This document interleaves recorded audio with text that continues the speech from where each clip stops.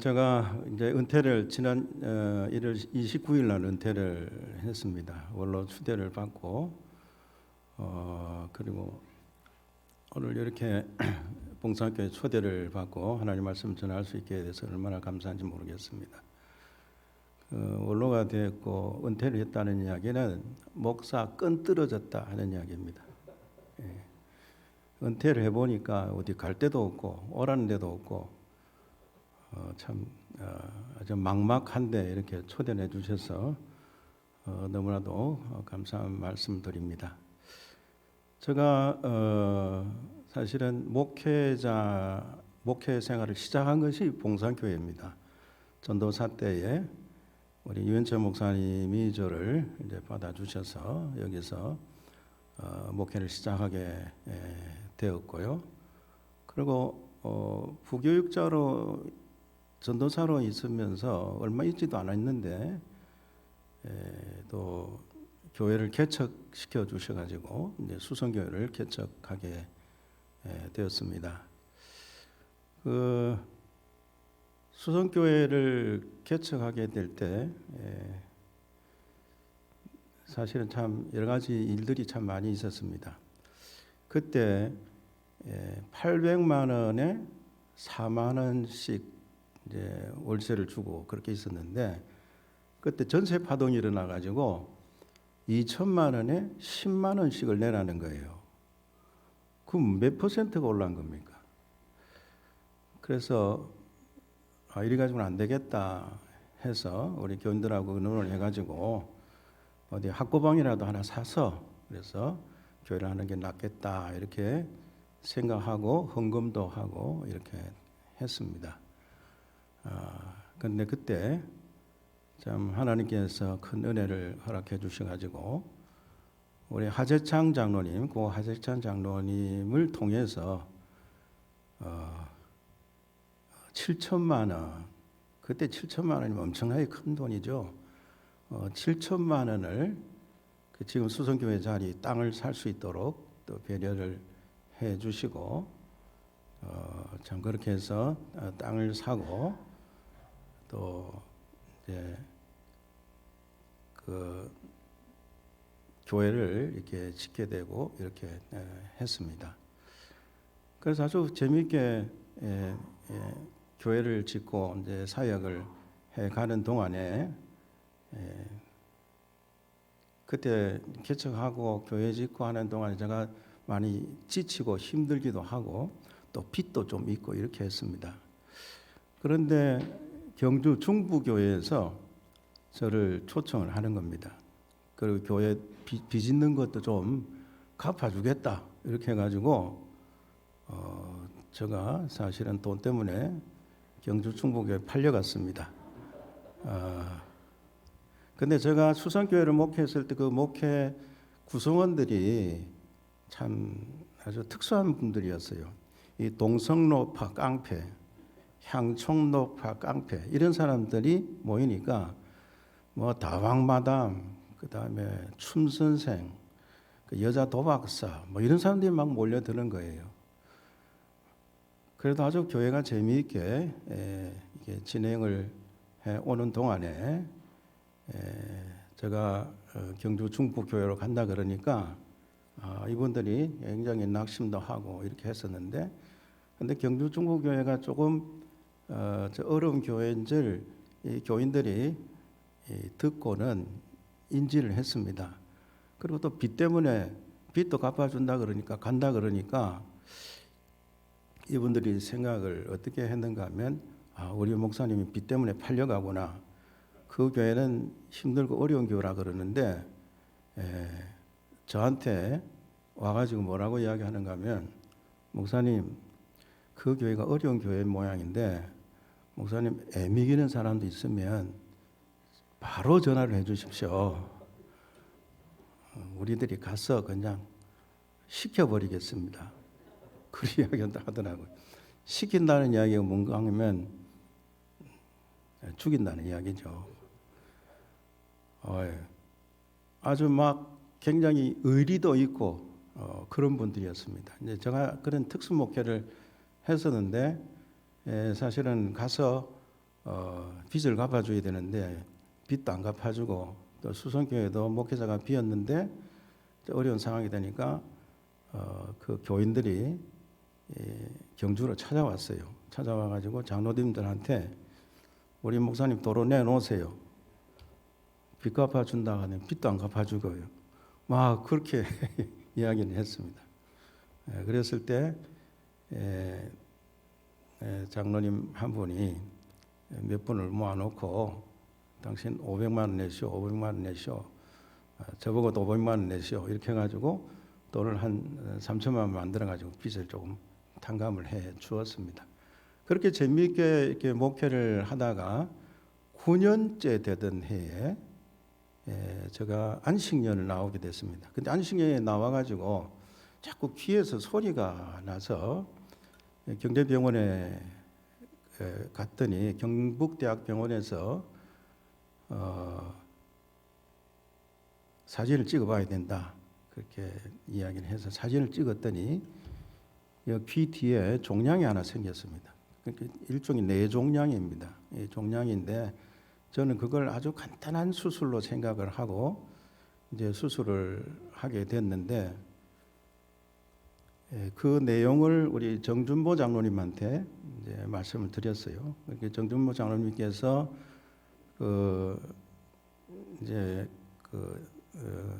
과장한테 특별히 지시를 하고 이야기를 해서 제가 이제 수술을 받게 됐는데 저는 간단한 수술인 줄 알았는데 굉장히 어려운 수술이었습니다. 그래서 새벽 아침 8시에 들어가서 그 다음날 새벽 1시에 나왔으니까 17시간을 수술한 겁니다. 그러니까 참 엄청난 수술이었죠. 우리 집사람은 밖에서 혼자서 아무한테도 연락 안 하고 혼자서 그 고통의 시간을 보냈습니다. 이제 초죽음이 되었죠. 그리고 우리 장로님께서는 수술이 길어지니까 계속 수술실에 전화하고 그렇게 해가지고 이제 수술이 다 마쳐졌습니다. 우리 정중보 장로님 참 저 때문에 참 애를 많이 쓰셨고 참 은인 같으신 분이십니다. 너무 감사한 마음을 아직도 기억을 하고 있고 그렇게 해서 이제 수술이 다 이제 끝났는데 약간의 후유증 때문에 상당히 어려웠고 그 안식년 기간 동안 제가 몸을 추스리는데 이렇게 시간을 보내게 됐습니다. 근데 그때 목회를 하러 들어갈 상황이 못 되었습니다. 그래서 제가 어느 정도 조금 회복이 됐을 때 이제 유 목사님을 찾아왔어요. 유 목사님을 찾아와서 이제 그동안 있었던 이야기를 하니까 그렇게 고생했냐 그러면서 목사님 우시더라고요.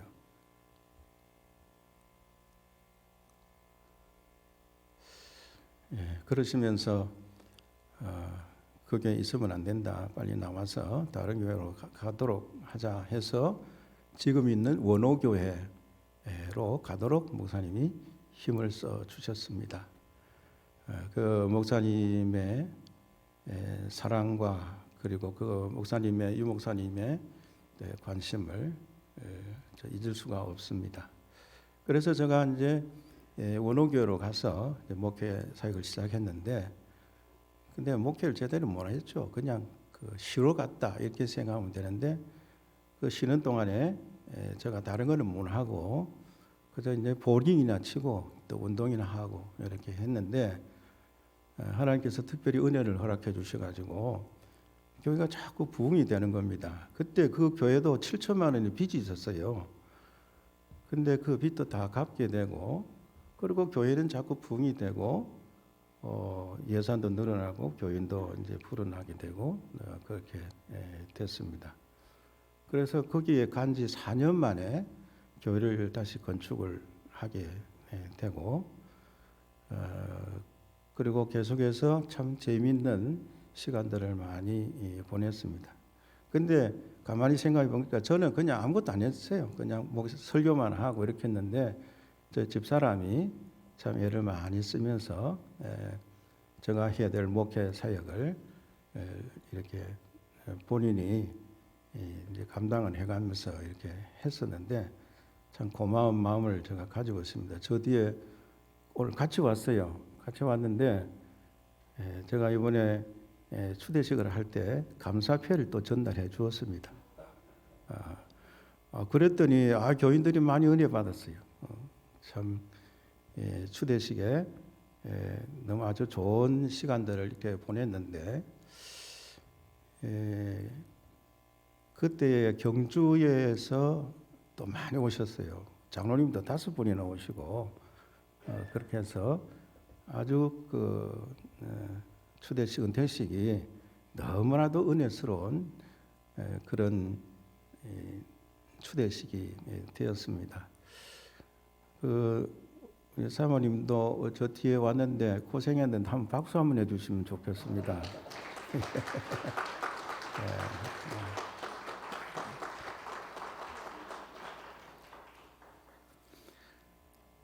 자, 그런데 하나님께서 제가 마지막 이제 은퇴할 때쯤 돼가지고 교회가 도시개발에 들어가 버렸습니다. 그래서 교회에 있는 그 땅을 한 250평을 그냥 가져가는 거예요. 그래서 그것 때문에 그 조합하고 이제 법적인 투쟁을 이렇게 하고 했었는데 하나님이 은혜 주셔가지고 빼앗겼던 250평 도로 다 찾고 그리고 덤으로 한 700평의 주차장 땅을 우리가 확보를 하게 됐습니다. 그리고 바로 옆에는 600평짜리 어린이 공원이 또 생기게 되고 그렇게 해서 뭐 교회는 완전히 그냥 대박이 터진 겁니다. 그래서 교회가 전체 시부지까지 다 합치면 한 3,000평의 땅을 확보를 하게 됐어요. 이건 정말 놀라운 기적인데 하나님께서 그렇게 역사해 주신 줄로 믿습니다. 그러니까 제가 그동안 그렇게 고생도 많이 했습니다마는 결국은 하나님께서 마지막에 정말 광야 같은 시간을 보냈습니다마는 마침내 하나님께서 복을 주셔서 아름다운 장식을 할 수 있게 돼서 얼마나 감사한지 모르겠습니다. 그래서 뭐 이 경북지방뿐만 아니라 뭐 이게 대구를 포함한 우리 전국에서도 보면 이 원호교회 같은 그런 아주 환경이 잘 조성된 땅이 없습니다. 교회 뒤편으로도 8m 도로가 나고 앞에도 8m 도로가 나고 그리고 옆에는 올레길을 딱 만들어 가지고 밤이 되면 아주 멋있습니다. 주차장도 그렇게 많이 확보가 됐죠. 너무 좋은 땅을 확보하게 돼서 마지막을 너무 아름답게 장식할 수 있게 돼서 하나님께서 결국은 마침내 복을 주셨구나 이렇게 생각하고 하나님께 감사 영광을 돌립니다. 박수 한번 해주십시오. 네, 감사합니다. 우리 하나님께서 결국 그렇게 좋게 해주신 줄로 믿습니다. 그리고 하나님께서 우리에게 또 우리 모든 성도들에게도 그렇게 마침내 복을 허락해 주실 줄로 믿습니다. 여러분 구정이 지났습니다마는 우리 한번 옆 사람과 한번 인사해 주시면 좋겠습니다. 새해 복 많이 받으세요. 인사하겠습니다. 여러분 복 많이 받으시기 바랍니다. 또 한 번 더 인사하겠습니다. 복의 근원이 되세요. 인사하겠습니다. 아브라함이 복의 근원이라 그랬죠. 그러니까 아브라함 때문에 많은 사람이 복 받았다는 이야기입니다. 여러분을 통해서 많은 사람, 여러분 주변에 있는 많은 사람들이 복 받기를 주 이름으로 축원합니다. 그래서 우리가 이제는 우리 때문에 다른 주변에 있는 사람들이 잘 될 수 있는 복의 근원이 되어서 복 있는 사람이 되어서 살아간다면 얼마나 좋겠느냐 하는 겁니다. 근데 우리는 그것보다도 그냥 내가 복만 받고 잘 살면 좋겠다 하는 생각을 가지게 되는데 여러분 사실은 성경에서 보면 이 복에 대한 이야기가 정말 많이 나오고 있습니다.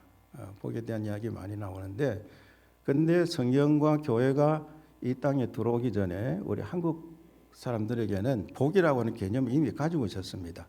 샤머니즘에서도 복이라고 하는 개념을 가지고 있었고, 이 무속 신앙에도 복을 굉장히 많이 추구를 하죠. 그래서 물왕국을 떠놓고 복을 빌고, 성황당에 가가지고 나무를 보고도 복 달라고 빌고 그러지 않습니까? 그런데 그 사람들이 복을 비는 걸 가만히 보면 어떻습니까? 악한 사람인데도 불구하고 자기 복 받기를 원하는 거예요. 못돼 빠진 인간인데도 불구하고 복 받기를 그렇게 원하는 겁니다. 그런데 성경에서는 보면 그런 복이 아니에요. 성경에서는 복에 대한 말씀을 사실은 많이 하고 계십니다. 하나님께서 인간을 창조를 하시고 제일 먼저 하신 일이 뭡니까? 인간에게 뭘 주셨다? 복을 주셨다 말씀하십니다. 또 날들을 복 주셨다 말씀을 하셨어요. 그러니까 성경은 복 주시는 분은 하나님이시다라고 말씀하십니다. 우리 하나님이 우리에게 복 주시는 하나님이신 여러분 믿으시기 바랍니다. 우리가 복 받기를 원하는 것보다 하나님이 우리에게 복 주시를 더 원하시는 거예요. 그래서 우리가 정말 우리가 원하는 그 마음을 가지고 있더라도 하나님이 더 원하시는 것이 우리에게 복 주시는 것인데, 그런데 성경에서는 보면 뭐라고 말씀하시느냐? 복 받는 것보다 더 중요한 걸 뭐로 생각하는가 하면 복 있는 사람을 더 중요하게 생각합니다. 그래서 시편 1편 1절에도 있는 말씀 뭐라고 말씀하셨죠? 복 있는 사람은 그렇게 되어 있습니다. 여러분 모두가 다 복 있는 사람 되기를 주의 이름으로 축원합니다. 복 있는 사람이 되길. 하나님은 우리에게 주신 복보다도 더 중요하게 생각하는 것은 복 받을 수 있는 사람, 그걸 더 중요하게 생각한다는 이야기입니다. 그래서 예수님께서도 마태복음 5장의 팔복에서도 말씀을 하실 때 어떤 사람이 복이 있다, 사람에 대해서 말씀하시는 겁니다. 그러니까 사람이 복이 있는 사람이 되는 것 더 중요하고, 하나님은 그런 사람을 더 중요하게 생각하시지, 하나님이 우리에게 복 주시려고 한다면 엄청나게 많이 우리에게 복 주실 수 있습니다. 그러나 복 주시는 것보다 더 중요한 것은 하나님께서 우리가 복 받을 수 있는 사람 되기를 원하신다는 겁니다. 여러분 복 있는 사람 다 되시길 주의 이름으로 축원합니다. 그래서 마침내 다 복을 다 받으시기를 바랍니다. 여러분뿐만 아니라 대대로 자자손손 복 받기를 주의 이름으로 축원합니다. 성경 그걸 말씀하고 계시는 거예요. 우리 집에 이야기도 안 할 수가 없습니다. 제 아들 소리입니다. 소리. 그때 유치원생이었었죠. 근데 지금 목사가 돼서 캐나다에서 목회를 하고 있습니다. 얼마나 멋지게 목회하는지 몰라요. 딸도 목사가 됐어요. 그리고 캐나다도 가 있습니다. 사위도 또 목사입니다. 그래서 거기서 이제 목회를 하고 있는데, 그만하면 잘한 거죠. 하나님 은혜 주신 줄로 믿습니다. 복을 주신 줄로 믿습니다. 그래서 얼마나 제가 볼 때 자랑스러운지 모르겠어요. 너무 감격해요. 이번에 와서도 이제 설교할 수 있는 기회를 주었는데 설교도 너무 잘하고, 교인들이 목사님 아들 짱이다 그러면서 그러면 칭찬을 하더라고요. 얼마나 감사한지 모르겠어요. 하나님께서는 우리 자자손손 많이 복을 허락해 주실 줄로 믿습니다. 그러나 다 하나님께서 우리에게 복 주시는데, 문제는 뭐냐면 우리가 광야길을 걷는다 할지라도 우리를 통해서 훈련시키셔서 그래서 마침내 복을 주신다는 이야기입니다. 그냥 아무 때나 복 주는 게 아닙니다. 그래서 하나님께서는 우리에게 복을 주시되 어떻게 주시느냐?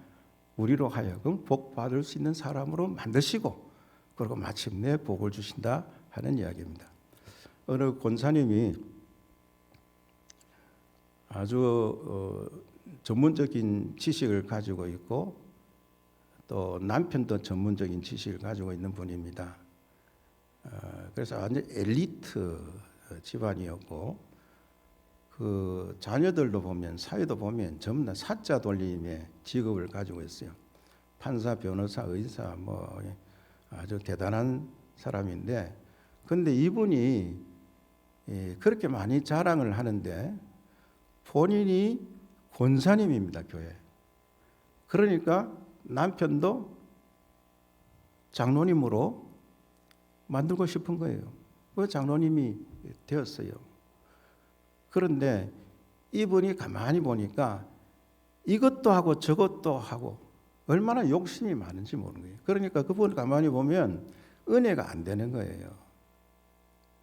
욕심이 가득 차가지고 포기할 건 포기해야 되는데 포기하지 아니하고 모든 걸 다 가지고 싶어 하는 거예요. 자, 우리가 신앙을 가지고 있으면서도 제대로 신앙생활을 하려면 정말 우리가 하나님 앞에서 바른 사람으로 되어가서 복받는 사람이 되어야 되는데 그러지 못하고 그저 욕심만 차려가지고 나는 이것도 가지고 저것도 가지고 포기할 건 포기해야 되는데 포기하지 아니하고 그렇게 살아가는 사람이 너무 많이 있습니다. 그러다 보니까 예수 믿는 사람이라고 하면서도 가만히 보면 이 세상에 감옥 가야 될 사람들, 잘못된 사람들이 얼마나 많이 있는지 모릅니다. 그런 사람들 보면 그런 사람들이 진정으로 그리스도인인가 하는 것을 의심을 하게 되는 겁니다. 여러분, 삭개오가 뽕나무에 올라갔다가 예수님이 그를 보고 내려오라 그러고 집으로 가지 않습니까? 그런데 그 집으로 갔을 때 삭개오가 너무나도 감동을 받아가지고 그렇게 이야기합니다. 나에게 재산을 절반을 나누어서 가난한 자들에게 주고 내가 남의 것 토색한 것이 있었으면 4배로 갚겠습니다. 그렇게 이야기했어요. 그러면 자기가 세금쟁이가 돼가지고 돈을 그렇게 많이 확보를 했었는데 그거 다 나눠줘 버리면 가라는 거 다 없어집니다. 이제 그렇게 하고 난 다음에 예수님께서 뭐라고 말씀하셨는가 하면 오늘 이 집에 구원이 이르렀다 이렇게 말씀을 하셨어요. 그러니까 포기할 걸 포기해서 결국 하나님께서 그에게 구원이 이르렀다고 그렇게 말씀을 해주시는 것을 보게 됩니다. 여러분, 우리는 신앙생활을 하면서 정말 포기할 걸 포기할 줄 알아야 되고 정말 하나님이 원하시는 사람으로 서 있어야 된다 하는 사실을 우리는 알아야 됩니다. 제가 오늘 설교 제목은 영혼 구원이라고 말씀드렸는데 영혼 구원은 그게 무슨 뜻인가를 우리가 알 필요가 있는데요. 이 복음주의에 있어서 이게 문제가 되는 것은 뭔가 하면 구원받는다는 이야기에 대해서는 많이 이야기합니다. 영이 구원받아서 천국 간다는 이야기를 많이 하는데 영혼 구원이라고 하는 말이 무슨 뜻인지를 잘 설명하지 못하고 있습니다. 그럼 이걸 제대로 설명하려면 이렇게 제가 비유를 이렇게 들어보겠습니다. 영이 있고 육체가 있으면 보통 이제 이분법이 그걸 이분법이라 그러는데 영과 육체가 만나면 생명이 되는 것이죠. 자, 이게 전구가 있다고 생각해 봅시다. 이 전구의 필라멘트가 6이고 발전소에서부터 오는 전기는 0이라고 생각하면 이 전기가 와서 필라멘트와 만나면 뭐가 나오죠? 빛이 발생합니다. 마찬가지로 영과 육체가 만나게 되면 그때는 산인격체가 되는 거예요. 산인격체가 되어서 생각하고 느끼고 의지적으로 행동할 수 있는 인간이 되는데 그걸 혼이다라고 그렇게 이야기합니다. 그러니까 우리는 죽어서만 우리가 영이 천국 가는 것이 아니라 인격적인 전체가 구원을 받는 그런 사람이 되어야 된다는 이야기죠. 그러니까 인격적인 구원이라고 하는 것은 육체가 병들었다가 낫는 것도 구원이라고 성경에 표현하고 있는데 뿐만 아니라 우리의 정신적인 혼 이것도 구원받아야 된다는 이야기죠. 근데 그 구원을 받게 하기 위해서는 하나님께서 훈련시키지 않을 수가 없다는 이야기입니다. 자, 여기 보면 이 인격이라고 이야기했을 때 그건 뭘 이야기합니까? 인격은 바로 지정의를 이야기합니다. 지라고 하는 것, 아는 것이 구원받아져야 되고 느끼는 정서가 구원이 되어져야 되고 의지가 제대로 작동이 되어서 구원받아야 된다는 이야기입니다. 그러니까 이 혼이 구원받아야 되는데 그 혼이 구원받아야 되는 데 대해서는 별로 사람들이 관심을 가지지 않습니다. 그러나 하나님께서는 우리의 영만 구원받아 천국 가는 것이 아니라 이 땅에 사는 동안에도 우리의 혼이 구원을 받아서 정말 이 땅에 사는 동안에 천국 백성처럼 사는 하나님의 백성답게 살아가는 그런 사람으로 하나님께서 우리를 훈련시키신다 하는 이야기입니다. 그래서 여러분이 정말 영적으로 영이 구원받아서 천국 갈 뿐만 아니라 이 땅에 사는 동안에 하나님의 백성처럼 천국 백성처럼 살아갈 수 있는 복된 성도가 되시길 우리 주님 이름으로 축원합니다. 자, 그러면 우리가 인격적이다라고 했을 때 지정의를 이야기하는 지가 뭡니까? 지는 바로 아는 것을 말하는 것이죠. 자, 우리가 성경 말씀을 통해서 말씀을 듣고 성경을 공부하는 그 이유가 어디인가 하면 바로 알기 위해서 그렇습니다. 하나님의 뜻을 바로 알고 복음을 바로 깨닫게 하기 위해서 우리가 많이 공부를 하고 있지 않습니까? 그러니까 바로 알지 못하면 복음을 바로 깨닫지 못하면 어떻게 됩니까? 사람들이 이단에 가기도 하고 신천지에 끌려가기도 하고 이런 상황이 벌어지게 됩니다. 그러나 여러분, 우리가 복음을 바로 깨닫고 아는 것, 이 지혜에 있어서 하나님의 뜻을 바로 아는 것, 이게 얼마나 중요한지 모릅니다. 복음을 바로 아는 것이죠. 여러분, 복음을 바로 아는 여러분 되시기 바랍니다. 바로 알아서 하나님의 뜻이 무엇인지를 아는 것이 중요하다는 이야기입니다. 하나님의 뜻이 무엇인지 아는 것, 이것을 정말 우리가 우리의 삶 속에서 끊임없이 훈련해 가야 된다는 거예요. 여러분 다 구원받았습니까? 죽어서 천국 갈 수 있습니까? 여러분 예수 믿습니까? 그런데 여러분이 어떻게 해서 구원받게 됐습니까? 사실 그걸 아무도 모릅니다. 어떻게 된지 잘 몰라요. 그런데 가만히 사실 따지고 보면요, 우리가 구원받고 하나님의 백성이 된 것은, 하나님의 자녀가 된 것은 어떻게 해서 그렇게 된지 우리는 사실 잘 모릅니다. 우리 아버님이 목사님이기 때문에, 장로님이기 때문에, 권사님이기 때문에 내가 예수 믿게 됐다, 그것도 그걸로 설명되지 않습니다. 사실은 우리가 하나님의 자녀가 된 것은 하나님이 우리를 어떻게 하셨기 때문에? 낳으셨기 때문에 우리가 하나님의 자녀가 됐습니다. 하나님이 여러분을 낳으신 줄로 믿습니다. 그래서 여러분 하나님의 자녀가 된 줄 아시기 바랍니다. 그런데 엄마가 자녀를 놓을 때 가만히 생각해 보세요. 엄마가 엄마의 뱃속에서 태어날 때 여러분이 자녀로 태어나는데 엄마한테 도움 준 게 있습니까? 기여한 바가 있습니까? 아무것도 없습니다. 그러니까 사실은 우리가 구원받았다고 했을 때, 하나님이 우리를 낳으셨을 때 우리가 하나님에 대해서 구원받기 위해서 기여한 바가 아무것도 없다는 이야기입니다. 그러니까 여러분이 하나님의 자녀로 태어났다라고 하는 것은 복 중에 복인 줄로 믿습니다. 그 사실을 아는 여러분 되시기 바랍니다. 내가 열심히 노력하고 선하게 살아서 여러분 구원받은 게 아닙니다. 하나님이 특별한 섭리 가운데 여러분을 선택하시고, 그리고 여러분에게 은혜를 주셔서 하나님이 여러분을 나게 하셔서 여러 하나님의 자녀가 됐다는 이야기입니다. 이 사실을 분명히 깨닫고 아는 여러분 되시기 바랍니다. 이것에 대한 분명한 의식이 없으면 다른 데로 이단으로 끌려가게 되고 잘못된 데로 끌려가게 되는 거예요.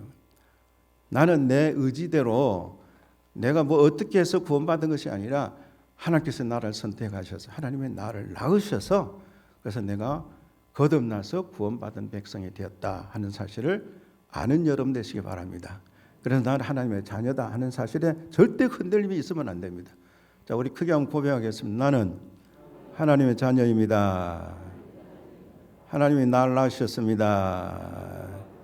여러분 잘해서 하나님이 여러분 낳으셨습니까? 아닙니다.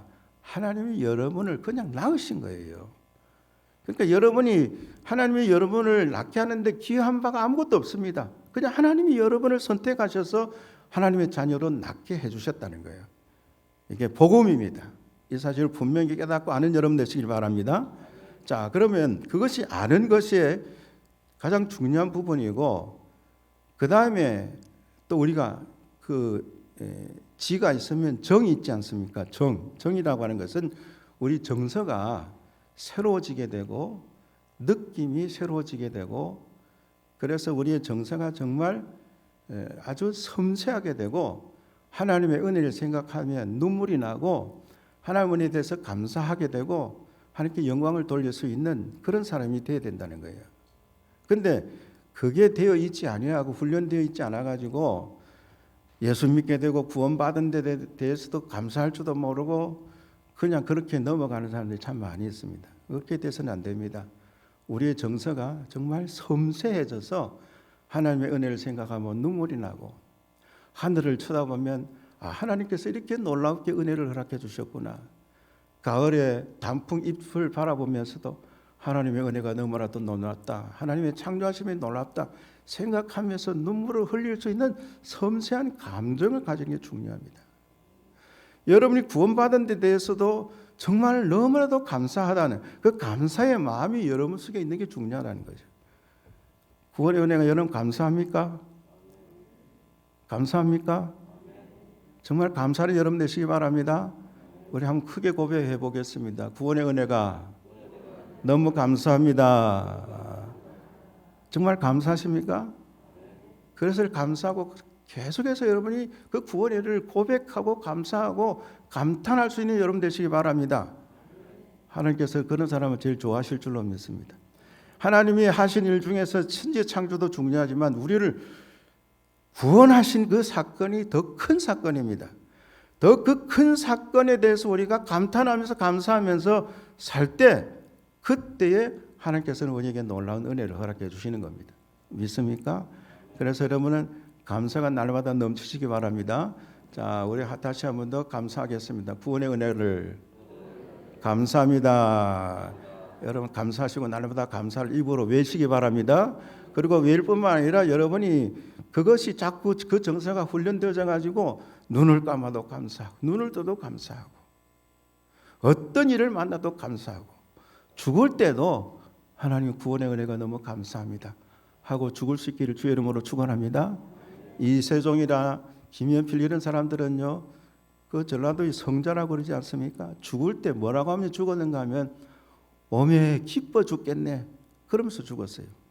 여러분도 죽을 때 하나님 은혜 너무 놀랍습니다, 감사합니다, 난 기뻐 죽겠습니다 하고 그렇게 죽을 수 있는 여러분 되시기 바랍니다.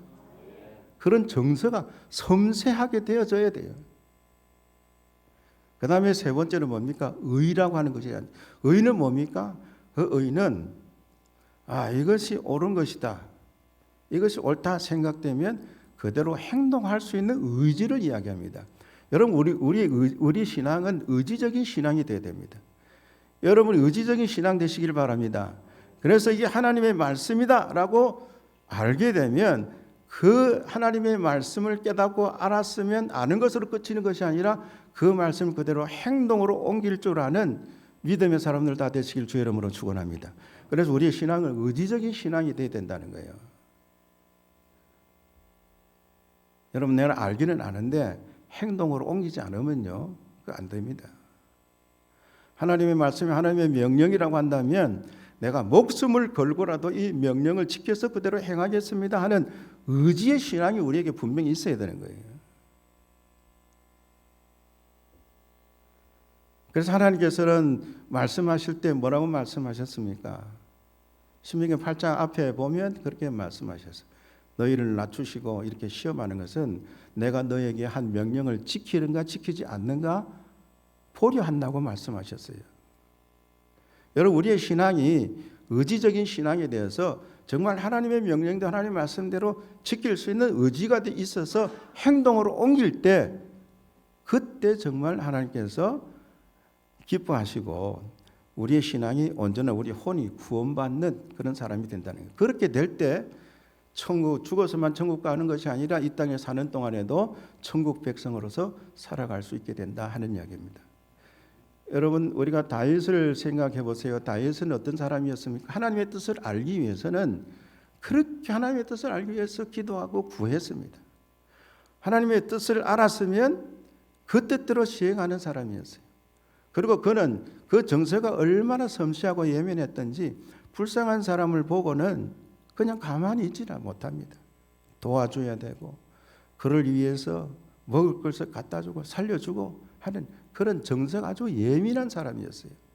그다음 또 하나는 뭡니까? 하나님의 말씀이다 라고 했을 때는 목숨을 걸고 그 말씀 명령대로 지키는 사람이었다는 이야기입니다. 그래서 하나님께서는 다윗을 볼 때 어떤 사람이라고 말씀하셨죠? 저는 내 마음에 합한 자다 말씀하셨어요. 하나님 마음이 쏙 들었다는 이야기죠. 여러분도 우리 하나님의 마음에 쏙 든 사람들 되시길 주의 이름으로 축원합니다. 그래서 사실은 성경에 보면요, 다윗만큼 많은 하나님의 은혜 복을 받은 사람이 없어요. 우리도 다 그렇게 될 줄로 믿습니다. 그래서 마침내 복을 다 받는 여러분 되시길 주의 이름으로 축원합니다. 그래서 우리의 신앙은 인격적인 신앙이 되어서 아는 것과 느끼는 정서와 의지적인 행동, 이것이 하나가 되어서 정말 하나님의 마음에 합한 자들로서 살아가야 된다 하는 것을 말씀드리고 싶습니다. 여러분 그렇게 행동해 나가는 여러분 되시길 주의 이름으로 축원합니다. 그래서 여러분 아주 야가 빠진 사람 되면 안 됩니다. 사람이 정말 바로 된 사람 되시길 바랍니다. 하나님도 감동하실 수 있을 만한 사람 다 되시길 바랍니다. 사람이 어떤 사람이냐 하는 것이 더 중요합니다. 그래서 마침내 하나님께서 우리에게 복을 주신다는 이야기예요. 만약에 그렇지 못하면 하나님께서 계속 훈련시키십니다. 여러분 야고보 보십시오. 야고보는 굉장히 욕심이 많은 사람이었어요. 그러나 하나님께서는 야곱도 훈련시키시고 계속해서 다루시지 않습니까? 결국 야복강 나루트에서 천사가 와가지고 실험을 합니다. 야곱이 천사와 실험한 게 아니라 천사가 와가지고 실험을 걸은 겁니다. 네 언제까지 이따구로 살겠느냐? 언제까지 나의 발목만 잡으면서 그렇게 살려고 하느냐? 하고 실험하죠. 그랬을 때 야곱이 결국은 내가 이렇게 살은 거 잘못했습니다. 하나님이 나한테 복을 안 주시면 절대 당신 그대로 가게 할 수 없습니다. 그렇게 했을 때 천사가 그의 이름을 바꿔줍니다. 사실은 야곱이라고 하는 이름은 사기꾼 그런 뜻을 가지고 있습니다. 근데 새로운 이름을 주었죠. 무슨 이름을 주었습니까? 이스라엘.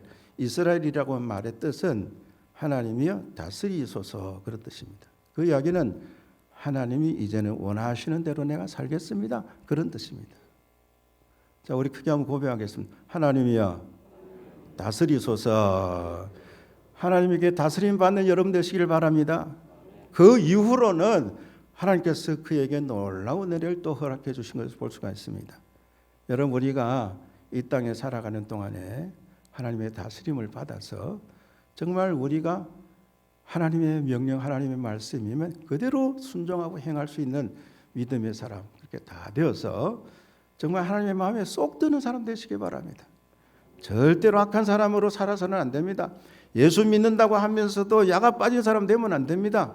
정말 여러분의 신앙의 삶이 정말 하나님, 여러분을 보고서도 다른 사람들이 야 하나님 맞는 사람은 저런 모양이다 생각해서 그런 사람들을 구원받을 수 있는 자리로 이끌 수 있는 그런 사람 될 수 있어야 될 줄로 믿습니다. 그렇게 해서 여러분 마침내 복을 받는 복 있는 성도들이 다 되시기를 주의 이름으로 축원합니다. 여러분 그렇게 살기를 바랍니다. 정말 하나님이 우리에게 원하시는 바를 실제적으로 여러분의 삶 속에서 그대로 다 행해서 하나님의 마음에 드는 사람 다 되시길 주의 이름으로 축원합니다. 자, 옆 사람 한번 인사하겠습니다. 하나님의 마음에 드는 사람 됩시다. 인사하겠습니다.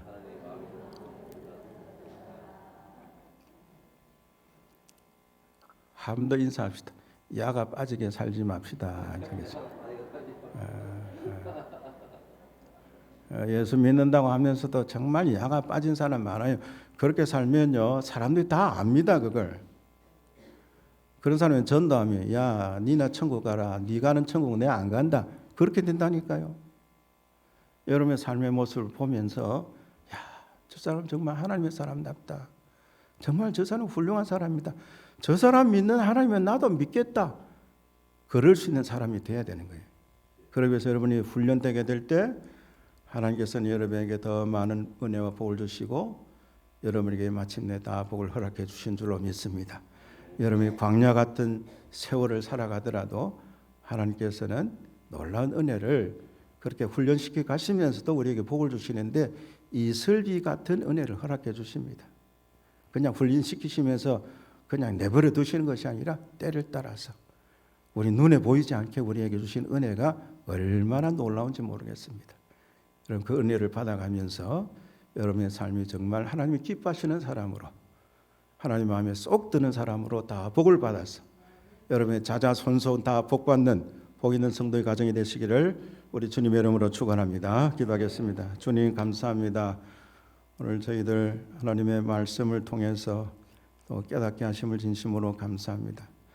주님 이 봉산교회 제가 목회를 시작할 수 있게 해준 고향 같은 교회인데 이렇게 은퇴를 하고 와서 말씀 전할 수 있게 해주셔서 진심으로 감사합니다. 두서없이 말씀을 전했습니다마는 말씀이 바로 전달되게 해주시고 정말 우리의 신앙의 삶이 구원받는 것으로만 끝나는 것이 아니라 우리의 혼이 구원받아서 아는 것과 느끼는 정서와 우리의 의지 행함이 하나님 보실 때 마음에 들어할 수 있는 그런 복된 사람 다 되어서 마침내 다 복을 받고 자자손손 다 복을 받는 복 있는 성도의 삶이 되게 도와주옵소서. 감사하며 예수님의 이름으로 기도하옵나이다. 아멘.